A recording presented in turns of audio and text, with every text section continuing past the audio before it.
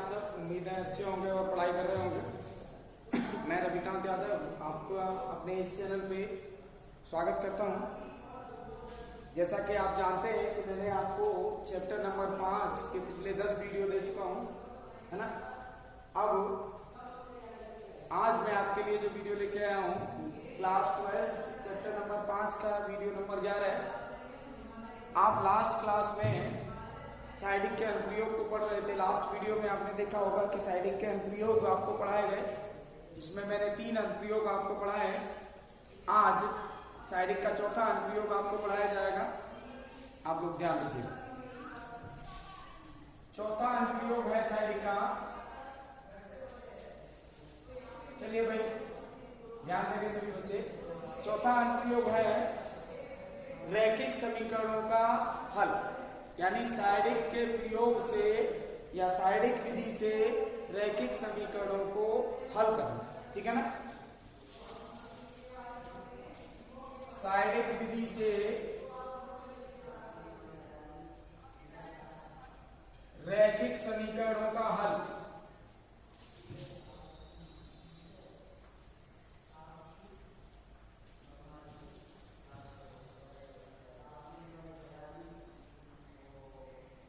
ठीक है ना।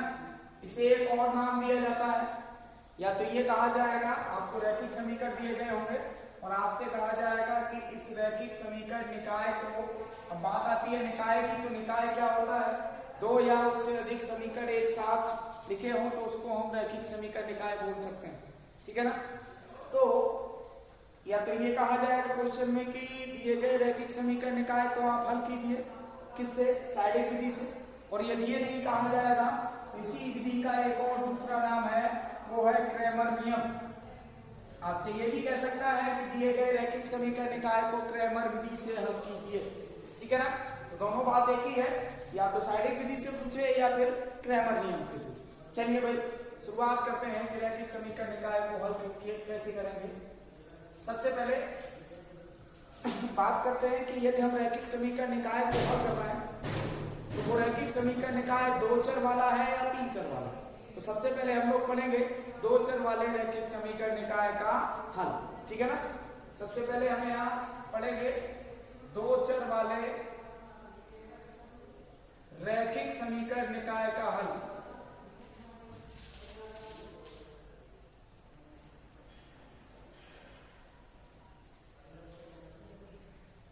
चलिए भाई किस विधि से पढ़ेंगे, साइडिक विधि से। साइडिक विधि से 2 चर वाले रैखिक समीकरण निकाय का हल ज्ञात करना पड़ेगा। माना 2 समीकरण हम ले रहे हैं यहाँ पे, a1x प्लस b1y और बराबर c1, ठीक है ना। दूसरा समीकरण लेंगे a2x प्लस b2y और बराबर c2। ये 2 समीकरण हैं हमारे पास 2 चर वाले। इन दोनों समीकरणों को हमें साइडिक विधि से अर्थात क्रैमर नियम से हल करना, ठीक है ना। तो बात आती है कि इस समीकरण का हल होगा भी या फिर नहीं होगा, ठीक है ना। बात यह है कि इस समीकरण का हल कैसा होगा, हल की प्रकृति कैसी होगी, समीकरण निकाय कैसा है, निकाय कैसा है, इसका मतलब निकाय संगत है या असंगत है, ठीक है ना। निकाय 2 तरीके से हो सकता है, या तो समीकरण निकाय हमारा संगत होगा या समीकरण निकाय हमारा असंगत होगा, है ना। अब वो कैसे चेक करेंगे, ये सब आप पिछली कक्षाओं में पढ़ के आए हैं कि समीकरण निकाय संगत कब होता है और असंगत कब होता है, ठीक है ना। चलिए तो यहाँ 2 चर वाले रैखिक समीकरणों के लिए मैं आपको ये बता रहा हूं कि समीकरण निकाय संगत कब होगा और असंगत कब होगा। सबसे पहले हम यहाँ क्या करते हैं कि ये जो रैखिक समीकरण निकाय दिया गया है, इसमें a1 बटे a2 का मान निकालते हैं, फिर b1 बटे b2 का मान निकालते हैं, फिर c1 बटे c2 का मान निकालते हैं। जब हम इन तीनों मानों को ज्ञात कर लेते हैं, उसके बाद हमारे पास 3 शर्तें होती हैं जिनके तहत हम परीक्षण करते हैं कि रैखिक समीकरण निकाय संगत है या असंगत है। और यदि संगत है तो उसका कैसा हल है, और असंगत होता है तो उसका कोई हल होता ही नहीं है। तो पहली शर्त होती है हमारे पास, यदि a1 बटे a2 इज नॉट इक्वल होता है जिसके b1 बटे b2, तो रैखिक समीकरण निकाय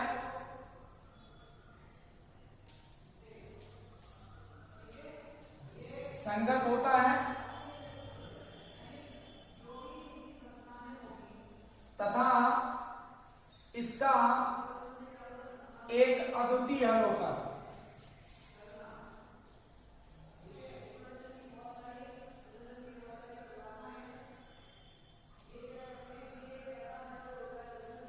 ठीक है भाई, मैंने आपको बताया जो रैखिक समीकरण निकाय हमको दिया गया है, यदि वो संगत है, यदि जो रैखिक समीकरण निकाय हमें दिया है, सबसे पहले हम क्या करेंगे कि a1/a2 b1/b2 और c1/c2 ये तीनों मान ज्ञात करेंगे।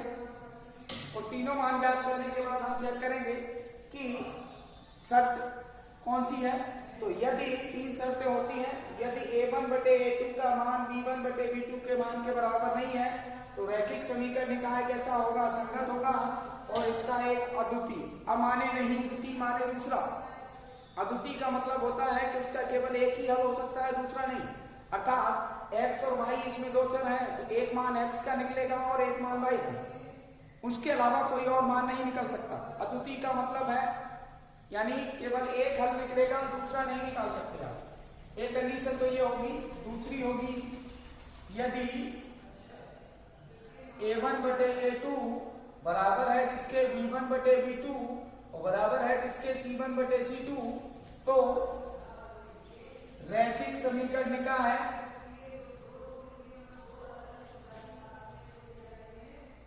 संगत होगा तथा इसके अनेक हल होंगे।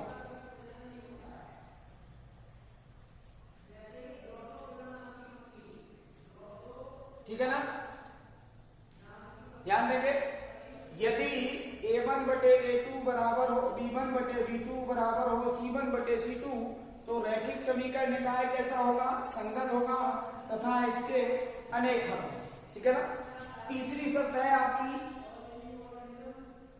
यदि a1/a2 बराबर है किसके, b1/b2 लेकिन बराबर नहीं है किसके, c1/c2। अर्थात हम कह सकते हैं कि a1/a2 इक्वल b1/b2 और इज नॉट इक्वल c1/c2। तो रैखिक समीकरण निकाय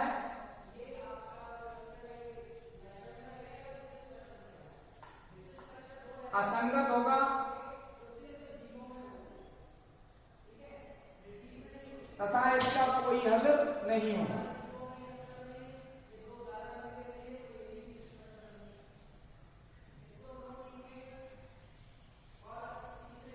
आप ध्यान देंगे इधर, यदि रैखिक समीकरण निकाय इन तीनों शर्तों में से किसी शर्त का पालन करता है, हमें सबसे पहले दिया क्या होगा कि इस रैखिक समीकरण निकाय कैसा है। कैसा होने का मतलब है कि हमें यह बताना है कि वो संगत है या असंगत है, या फिर हमसे ये कहा जाएगा कि इसके हल की प्रकृति बताइए, हल कैसा है इसका। हल दो तरीके का होता है, तीन तरीके का हो सकता है, यानी या तो अद्वितीय हल होगा या अनेक हल होंगे या फिर उसका कोई हल नहीं होगा। ठीक है ना। तो यदि सबसे पहले हमसे दो रैखिक समीकरण निकाय, एक रैखिक समीकरण निकाय दिया गया होगा और हमसे पूछा गया होगा कि इसके हल की प्रकृति ज्ञात कीजिए, तो ये सब तो हम 10th क्लास में पढ़ के आए। इस तरीके से भी यदि समीकरण हमारा दो चर वाला रैखिक समीकरण है, हमारे पास जो समीकरण निकाय वाला दिया गया है वो दो चर वाला रैखिक समीकरण निकाय है, तो 10th क्लास के मेथड से भी हम इसके हल की प्रकृति को ज्ञात कर सकते हैं। ठीक है ना। तो ये चीज तो आप 10th क्लास में पढ़ के आए। चलिए भाई आगे चलते हैं। अब बात आती है कि हम इस रैखिक समीकरण निकाय के हल की प्रकृति जान गए, कैसे निकालेंगे, कैसे ज्ञात करेंगे। और जब हमें हल की प्रकृति ज्ञात हो जाएगी तो हम इस रैखिक समीकरण निकाय को हल कैसे करेंगे, क्योंकि हम जानते हैं कि हम इसे साइडिक विधि से कैलकुलेट कर रहे हैं। हम इसे साइडिक विधि से हल करेंगे और कैसे करेंगे ध्यान दीजिए। साइडिक विधि से हल करने के लिए x का मान निकालने का एक फॉर्मूला होता है डेल्टा 1/डेल्टा, और y का मान ज्ञात करने का एक फॉर्मूला होता है डेल्टा 2/डेल्टा। x का मान इस फॉर्मूले के जरिए से निकाल सकते हैं और y का मान इस फॉर्मूले के जरिए से निकाल सकते हैं, जहां अब ये डेल्टा, डेल्टा 1, डेल्टा 2 ये सब क्या है, इनका परिचय करेंगे, इन्हें बताएंगे कि ये सब क्या है। ठीक है ना। मैंने लिख तो दिया कि इस रैखिक समीकरण, दो चर वाले रैखिक समीकरण निकाय को यदि हम हल करेंगे साइडिक विधि से, तो x का मान निकालने का एक फॉर्मूला डेल्टा 1 बटे डेल्टा, y का मान ज्ञात करने का एक फॉर्मूला डेल्टा 2 बटे डेल्टा। अब लिखनी है डेल्टा, डेल्टा 1, डेल्टा 2 है क्या, तो वो समझेंगे। डेल्टा क्या होता है भाई, पहले से ध्यान से सुनिए। डेल्टा जो रैखिक समीकरण निकाय हमें दिया गया है उसके x और y के गुणांकों से मिलकर बनने वाला साइडिक होता है। क्या होता है, x तथा y के गुणांकों से मिलकर बनने वाला साइडिक। ठीक है ना। तो यहाँ x और y के गुणांकों से मिलकर बनने वाला साइडिक a1 या a2 आ जाएगा। y के निर्देशांक गुणांक कितने हैं, b1 और b2, ये मान हो जाएगा भाई डेल्टा का। अब बात आती है कि हमारे पास डेल्टा 1 क्या होगा भाई, जो हमने डेल्टा ज्ञात किया है, डेल्टा कहां से आया, रैखिक समीकरण निकाय के x तथा y के गुणांकों से मिलकर बनने वाला साइडिक। x के निर्देशांक एक कॉलम में और y के निर्देशांक एक कॉलम में। ठीक है ना। मिलकर बनने वाला जो साइडिक है वो डेल्टा कहलाएगा। अब डेल्टा 1 क्या होगा, यदि जो ये कांस्टेंट पद दिए गए, अचर संख्याएं दी हैं समीकरण के बराबर, ये अचर संख्याओं को यदि मैं पहले कॉलम साइडिक डेल्टा में पहले कॉलम के स्थान पे लिख दूं, तो जो साइडिक बनेगा वो डेल्टा 1 कहलाएगा। अर्थात इन कांस्टेंटों को उठाकर अगर जो इस साइडिक में कॉलम नंबर फर्स्ट के स्थान पे आप लिख देंगे तो आपको डेल्टा 1 मिल जाएगा। यानी यहाँ C1 लिख दो, यहाँ C2, कॉलम नंबर फर्स्ट के स्थान पर मैंने केवल कांस्टेंट पदों को लिख दिया, बाद बाकी जैसा भी है वैसा हम लिख देंगे। ये क्या हो जाएगा, हमारे पास डेल्टा 1 हो जाएगा। ठीक है ना। अब इसके बाद बात करते हैं डेल्टा 2 क्या होगा। इन्हीं कांस्टेंट पदों को यदि मैं कॉलम नंबर 2 के स्थान पे लिख दूं तो बनने वाला साइडिक डेल्टा 2 कहलाएगा। तो डेल्टा 2 बराबर कितना हो जाएगा, कॉलम नंबर फर्स्ट जैसा लिखा है वैसा लिखा रहेगा, कॉलम नंबर सेकंड के स्थान पर हमें कांस्टेंट पदों को लिखना है, तो ये डेल्टा 2 का मान हो जाएगा। क्योंकि ये दोनों के तीनों 2/2 के साइडिक हैं, बहुत आसानी से प्रसार करके हम इसका मान निकाल सकते हैं। और जब तीनों साइडिकों का हमें मान प्राप्त हो जाएगा तो बड़े आसानी से x का मान निकालने के लिए डेल्टा 1 बटे डेल्टा, y का मान निकालने के लिए डेल्टा 2 बटे डेल्टा। ठीक है ना। तो ये होता है साइडिक विधि से दो चर वाले रैखिक समीकरण निकाय का हल। ठीक है ना। इसे क्रैमर नियम के नाम से भी जानते हैं। आपसे चाहे क्रैमर नियम से पूछा जाए चाहे साइडिक विधि से पूछा जाए, बात एक ही है। तो उम्मीद है कि आपको दो चर वाले रैखिक समीकरण का हल ज्ञात करना समझ में आ गया होगा। डेल्टा एक बार पुनः समझेंगे। डेल्टा, डेल्टा 1, डेल्टा 2 क्या है। डेल्टा दो चर वाले रैखिक समीकरण निकाय के x तथा y के गुणांकों से मिलकर बनने वाला साइडिक। डेल्टा 1 ये जो अचर संख्याएं हैं यदि मैं इनको इस साइडिक में कॉलम नंबर फर्स्ट के स्थान पर रख दूं, बाद की साइडिक पूरा जैसा लिखा है वैसा लिख देंगे, तो ये डेल्टा 1 मिल जाएगा। डेल्टा 2 इन्हीं अचर संख्याओं को यदि मैं कॉलम नंबर 2 के स्थान पर लिख दूं तो बनने वाला साइडिक डेल्टा 2 कहलाएगा। ठीक है ना। तो ये है भाई दो चर वाले रैखिक समीकरण निकाय को क्रैमर नियम से हल करना। अब आप एक चीज जरा ध्यान से देखिए कि यदि हमें इसे साइडिक विधि से हल करना है तो निश्चित ही डेल्टा, डेल्टा 1, डेल्टा 2 इन सबको ज्ञात करना पड़ेगा, है ना। और यदि हमसे दोनों ही चीजें पूछी गई हैं, पहला हमसे ये कहा जाए कि हल की प्रकृति बताइए, तो हमें a1 बटे a2, b1 बटे b2 और c1 बटे c2 को कैलकुलेट करना पड़ेगा। और फिर हमसे ये कहा जाए कि यदि हल ज्ञात करना संभव है, इसके हल का अस्तित्व है तो ज्ञात कीजिए, तो फिर हमें डेल्टा, डेल्टा 1 और डेल्टा 2 के मान निकालने पड़ेंगे। तो प्रक्रिया दो बार हो जाएगी, एक काम ये अलग करना है, एक काम ये अलग करना है। तो यदि आप क्वेश्चन को जल्दी हल करना चाहते हैं, आसानी से पता करना चाहते हैं कि एक ही बार काम करना पड़ेगा और हमें दोनों ही चीजें ज्ञात हो जाए कि हल की प्रकृति कैसी है और हल क्या है इसका, तो उसके लिए भी एक शर्त है, आप बड़े आसानी से रैखिक दो चर वाले रैखिक समीकरण निकाय के हल की प्रकृति डेल्टा, डेल्टा 1 और डेल्टा 2 के आधार पर बता सकते हैं, के मानों के हिसाब से बता सकते हैं। ध्यान दीजिएगा, यहां भी कुछ शर्तें हैं। आप दो बार मेहनत ना करके एक ही बार में अपना काम कर सकते हैं। Delta, delta one, delta two, इन सब के मान तो आपको निकालने पड़ेंगे यदि रैखिक समीकरण निकाय को हल करना है तो।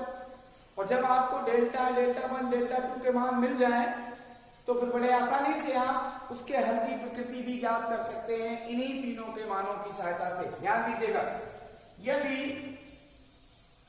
Delta is not equal for zero, कोई जरूरी नहीं है कि हम 10th क्लास का जो मेथड है उसी मेथड से इसको कैलकुलेट करें, ठीक है ना। हम यहाँ 12th क्लास के मेथड से भी इसको कैलकुलेट कर सकते हैं। साइडिक के मान जब हम ज्ञात करेंगे तो उनके सहायता से भी ये भी पता लगा सकते हैं कि इस रैखिक समीकरण निकाय के हल की प्रकृति क्या होगी, रैखिक समीकरण निकाय कैसा है, संगत है या असंगत है, ठीक है ना। तो यदि delta is not equal for zero तो रैखिक समीकरण निकाय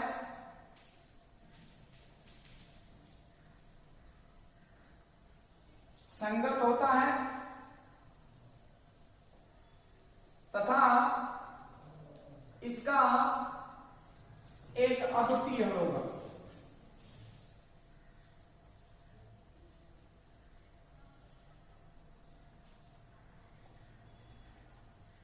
ठीक है, दूसरी कंडीशन होती है भाई हमारे पास, यदि delta is equal to zero और डेल्टा वन बराबर डेल्टा टू बराबर जीरो, डेल्टा का मान भी जीरो है, डेल्टा वन डेल्टा टू दोनों ही जीरो के बराबर हैं, तब रैखिक समीकरण निकाय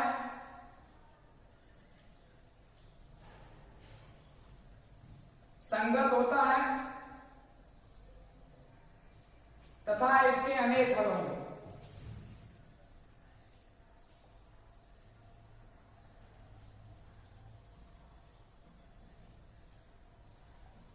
ठीक है भाई। और तीसरा है आपके पास, यदि delta is equal to zero और delta one comma delta two is not equal for zero. यहां समझ लीजिए, ये तो केवल मैंने लिख दिया है, इसका मतलब क्या है, डेल्टा वन डेल्टा टू दोनों में से कोई एक या दोनों जीरो के बराबर नहीं है, ठीक है ना। डेल्टा वन और डेल्टा टू दोनों में से कोई एक भी जीरो के बराबर नहीं है तो भी यही शर्त है, और दोनों ही जीरो के बराबर नहीं है तो भी यही शर्त है हो तो रैखिक समीकरण निकाय असंगत होगा तथा इसका कोई हल नहीं होगा।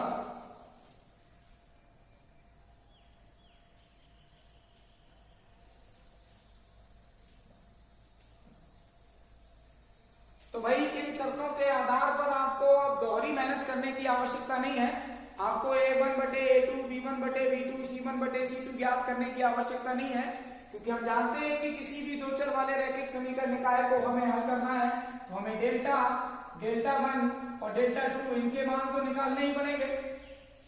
और जब हम आप delta, delta one, delta to के मान निकाल लेंगे तो फिर इन्हीं मानों की सहायता से हम इस रैखिक समीकरण निकाय के हल की प्रकृति बता सकते हैं। शर्तें हैं, यदि delta is not equal for zero, जो हमने डेल्टा साइडिक बनाया है इसका मान जीरो के बराबर नहीं है, तो हम लिख सकते हैं कि रैखिक समीकरण निकाय संगत होगा और इसका एक अद्वितीय हल होगा। यदि इस डेल्टा का मान जीरो है तो फिर हम इन दोनों के मान चेक करेंगे, डेल्टा का मान जीरो मिला, डेल्टा वन का भी मान जीरो मिले और डेल्टा टू का भी मान जीरो मिले। यदि हमारे पास डेल्टा का मान जीरो है तो फिर आगे वाले साइडिकों को देखेंगे, और यदि उन दोनों का मान भी जीरो है तो रैखिक समीकरण निकाय कैसा होगा, संगत होगा और इसके अनेक हल होंगे। तीसरी शर्त है आपके पास, यदि डेल्टा का मान शून्य के बराबर है और delta one delta two is not equal for zero, इसका मतलब है डेल्टा वन डेल्टा टू इन दोनों में से कोई एक या दोनों जीरो के बराबर नहीं है तो रैखिक समीकरण निकाय असंगत होगा, ठीक है ना। कैसा होगा, असंगत होगा और इसका कोई हल नहीं होगा, अर्थात इसके हल का अस्तित्व नहीं होगा। उम्मीद है कि समझ में आया होगा। तो आपको अब a1 बटे a2, b1 बटे b2 जो 10th स्टैंडर्ड में आप पढ़ के आए हैं उससे इसको कैलकुलेट करने की, हल की प्रकृति ज्ञात करने की आवश्यकता नहीं है। आप delta, delta one, delta to के मान निकाल लीजिए, उसी की सहायता से हम इसके हल की प्रकृति भी ज्ञात कर सकते हैं। और उसी की सहायता से इस रैखिक समीकरण निकाय को हल कर सकते हैं, क्योंकि हम जानते हैं कि x = डेल्टा 1 बटे डेल्टा और y = डेल्टा 2 बटे डेल्टा 2 डेल्टा होता है। ठीक है ना। चलिए भाई, इसी अनुप्रयोग में आपको दो चर वाले रैखिक समीकरण निकाय का एक एग्जाम्पल दे रहा हूं। उम्मीद है ये टॉपिक आपको समझ में आ रहा होगा। एक एग्जाम्पल और देखते हैं।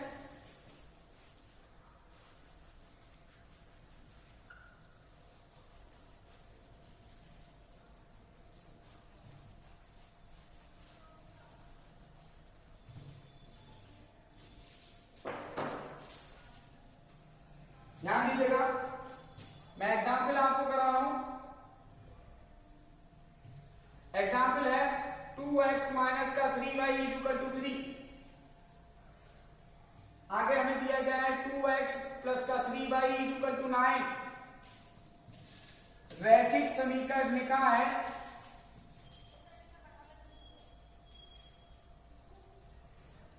को क्रैमर नियम से हल कीजिए। हमें क्या करना है, इस रैखिक समीकरण निकाय को क्रैमर नियम से हल करना है। भाई हल करेंगे हम इसको। हम जानते हैं कि यदि हमें इसे क्रैमर नियम से हल करना है तो x और y का मान निकालना पड़ेगा, क्योंकि ये दो चर वाला है। तो x का मान निकालने के लिए डेल्टा 1 बटे डेल्टा और y का मान निकालने के लिए डेल्टा 2 बटे डेल्टा का इस्तेमाल करना पड़ेगा। तो सबसे पहले तो हमें डेल्टा 1 और डेल्टा 2 के मान मिलने चाहिए। चलिए भाई, तो डेल्टा 1 डेल्टा 2 इन सब के मान निकालेंगे। सबसे पहले हम निकालेंगे यहाँ पे डेल्टा का मान। हम जानते हैं कि डेल्टा क्या होता है, x तथा y के गुणांकों से मिलकर बनने वाला साइडिक होता है। तो x के गुणांक 2 और 2, y का गुणांक -3 और 3। गुणांक माइनस में होगा तो लिखा जाएगा भाई माइनस मध्य में। हल करेंगे हम इसको, 3 का गुणा इधर करेंगे तो 6, माइनस 6 का गुणा इधर करेंगे तो -6 आएगा, जो +6 हो जाएगा, बराबर कितना आ जाएगा 12। क्योंकि ये 2/2 का साइडिक है, बड़े आसानी से हम इसका मान ज्ञात कर सकते हैं। अब दूसरा हमें क्या निकालना है, डेल्टा 1। डेल्टा 1 कौन सा साइडिक होता है, यदि कांस्टेंट संख्याओं को मैं कॉलम नंबर 1 के स्थान पर प्रतिस्थापित कर दूं, यानी कॉलम नंबर 1 के स्थान पर लिख दूं, तो बनने वाला साइडिक डेल्टा 1 कहलाएगा। तो मैं इस कांस्टेंट संख्याएं जो दी गई है 3 और 9, इनको कॉलम नंबर 1 के स्थान पर लिख दूंगा, तो जो साइडिक बनेगा हमारे पास वो क्या कहलाएगा, डेल्टा 1। अब इस साइडिक का मान निकालेंगे, इसका गुणा इधर करेंगे तो 9 और इसका गुणा इधर करेंगे तो -27, बराबर कितना आ जाएगा, दोनों को जोड़ेंगे तो 36। अब मैं मान निकालूंगा डेल्टा 2 का। डेल्टा 2 कौन सा साइडिक होगा भाई, यदि इन कांस्टेंट संख्याओं को मैं कॉलम नंबर 2 के स्थान पर प्रतिस्थापित कर दूं, कहां, साइडिक डेल्टा में। ठीक है ना। साइडिक डेल्टा में यदि कांस्टेंट संख्याओं को मैं कॉलम नंबर 2 के स्थान पर प्रतिस्थापित कर दूं, तो बनने वाला साइडिक क्या कहलाएगा, डेल्टा 2। रखेंगे भाई 3 और 9, कंप्लीट कैलकुलेट करेंगे। 9 का गुणा 2 से करेंगे तो 18 है, -2 का गुणा 3 से करेंगे तो कितना आ जाएगा 6, बराबर कितना आ जाएगा 12। ये मैंने डेल्टा 1 और डेल्टा 2 इसका मान निकाल लिया। आप जरा ध्यान दीजिए, यहाँ पे मुझे हल करना है इन समीकरण निकाय को। तो अब x का मान निकालेंगे। x का मान डेल्टा 1 बटे डेल्टा होता है, तो बराबर डेल्टा 1 का मान कितना है हमारे पास 36 और बटे डेल्टा का मान कितना है हमारे पास 12। कंप्लीट कैलकुलेट करेंगे तो x का मान हमारे पास 3 आ जाएगा। अब यहीं पे यदि मैं y का मान निकालूं तो y = होता है डेल्टा 2 बटे डेल्टा। डेल्टा 2 का मान कितना है 12 बटे डेल्टा का मान कितना है 12, अर्थात कितना आ जाएगा 1। अर्थात इस रैखिक समीकरण निकाय का हल क्या होगा, x का मान 3 होगा और y का मान कितना हो जाएगा 1। ठीक है ना। तो इस तरीके से दो चर वाले रैखिक समीकरण को हम क्रैमर नियम या साइडिक विधि से हल कर सकते हैं। अब एक चीज और ध्यान दीजिएगा, यदि इसी क्वेश्चन में हमसे ये और पूछा गया होता कि निकाय कैसा है, कैसा होने का मतलब है संगत है या असंगत है, तो आप जरा देखिए। सबसे पहले डेल्टा का मान चेक करेंगे, कितना आया 12, जो 0 के बराबर नहीं है। जब पहली ही शर्त हमें पहले ही हमें डेल्टा के मान ही 0 के बराबर नहीं है, तो फिर आगे वालों को चेक नहीं करेंगे। अर्थात हमें यहां से मिल गया कि delta is not equal to 0। शर्त कौन सी है, पहली वाली, जब डेल्टा का मान 0 के बराबर नहीं होता है तो निकाय संगत होता है और उसका एक अद्वितीय हल होता है। मान लीजिए कि यदि यहाँ डेल्टा का मान 0 होता, यदि डेल्टा का मान 0 होता तो फिर हम डेल्टा 1 और डेल्टा 2 को चेक करते। यदि डेल्टा 1 और डेल्टा 2 दोनों ही 0 के बराबर होते तो कंडीशन आ जाती दूसरी, कौन सी? यदि डेल्टा बराबर 0 और डेल्टा 1 बराबर डेल्टा 2 बराबर भी 0 तो समीकरण निकाय संगत होता और उसके अनेक हल होते। मान लीजिए कि डेल्टा का मान 0 के बराबर है और डेल्टा 1 और डेल्टा 2 इन दोनों में से कोई एक या दोनों के दोनों 0 के बराबर नहीं है, ठीक है ना। मान लीजिए कि डेल्टा का मान 0 के बराबर है, डेल्टा 1 और डेल्टा इन दोनों में से कोई एक या दोनों के दोनों 0 के बराबर नहीं है, तब रैखिक समीकरण निकाय कंडीशन बनती हमारी तीसरी, और रैखिक समीकरण निकाय असंगत होता और इसका कोई हल नहीं होता।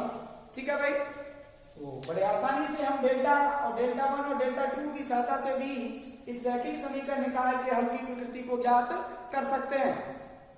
और दो चर वाले रैखिक समीकरण निकाय को साइडिंग विधि से या क्रैमर विधि से इस तरीके से कैलकुलेट किया जा सकता है। ठीक है ना। उम्मीद है आज का टॉपिक आपको समझ में आया होगा। अगले टॉपिक के साथ मैं रविकांत यादव आपको अगले वीडियो में मिलूंगा, जो होगा 3 चर वाले रैखिक समीकरणों का हल साइडिंग विधि से ज्ञात करना। धन्यवाद।